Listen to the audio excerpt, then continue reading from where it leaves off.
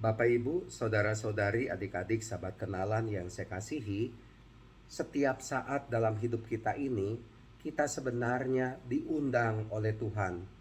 Untuk apa? Semakin dekat dengan Dia, semakin intim dengan Tuhan Yesus.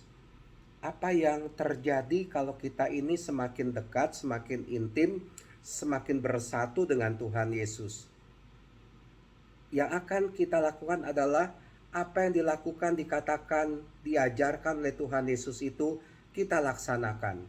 Singkatnya begini, kalau kita semakin dekat dengan Tuhan Yesus, maka ajarannya, perintahnya, tindakannya kita ikuti dalam hidup kita ini. Artinya kita berbuat kasih, kita berbuat baik, berbuat benar kepada sesama. Tiga kata kunci ini selalu ada dalam renungan saya. Sebab inilah dia undangan dari Tuhan kepada kita setiap saat. Selalu diajak untuk mengingat perbuatan baik, perbuatan kasih, perbuatan benar kepada sesama kita. Nah, Bapak Ibu, saudara-saudari terkasih, hari ini Kamis 18 Agustus 2022, bacaan Injil diambil dari Matius bab 22 ayat 1 sampai dengan 14. Tuhan Yesus kepada imam-imam kepala dan pemuka rakyat menyampaikan perumpamaan mengenai kerajaan surga. Kerajaan surga itu seumpama seorang raja yang mengadakan perjamuan nikah untuk anaknya. Hamba-hambanya itu disuruh untuk memanggil orang-orang yang sudah diundang ke perjamuan nikah itu, karena hidangan sudah disiapkan.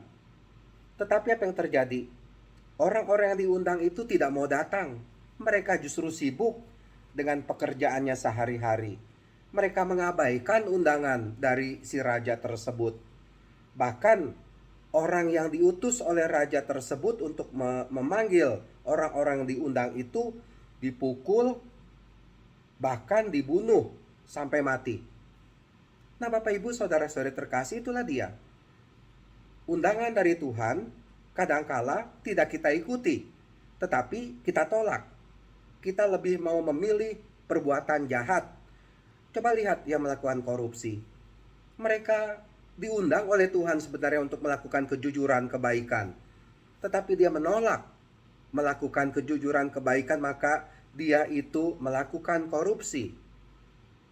Apakah Tuhan memanggil dia untuk korupsi? Tentu tidak. Tuhan memanggil dia, mengundang dia untuk melakukan kebaikan kebenaran. Tuhan memanggil orang untuk melakukan kasih.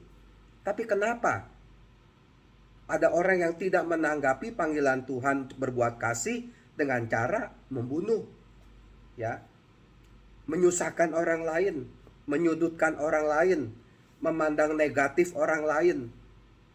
Ya, itulah dia. Ya, kadangkala kita berbuat jahat kepada orang lain, dan ketika kita berbuat jahat kepada orang lain, undangan dari Tuhan kita tolak. Kita menolak undangan untuk melakukan kasih kepada orang lain. Hati-hati Bapak Ibu, karena raja tersebut dari dalam bacaan Injil tadi akan murka karena kita menolak undangan dari Tuhan untuk melakukan kebaikan, kebenaran, perbuatan kasih. Dikisahkan, lalu raja itu menyuruh pasukannya ke sana untuk membinasakan pembunuh-pembunuh itu dan membakar kota mereka. Artinya apa? Ya, kalau kita kerap kali menolak undangan untuk melakukan kasih, melakukan kebaikan, melakukan kebenaran dari Tuhan, kita lebih banyak berbuat jahat, berbuat tidak benar, berbuat yang benar-benar menyusahkan, membuat orang lain menderita, neraka akan terbuka bagi kita. Dan kalau kita masuk neraka, jangan salahkan Tuhan. Kalau kita diundang oleh Tuhan, maka siapkanlah hati kita agar hati kita ini layak berjumpa dengan Tuhan. Biarlah hati kita ini diisi oleh kebaikan, diisi oleh kebenaran, diisi oleh kasih. Itulah yang membuat kita layak di hadapan Tuhan. Nah, semoga undangan dari Tuhan selalu kita tanggapi dengan penuh sukacita. Tuhan memberkati kita semua. Amin.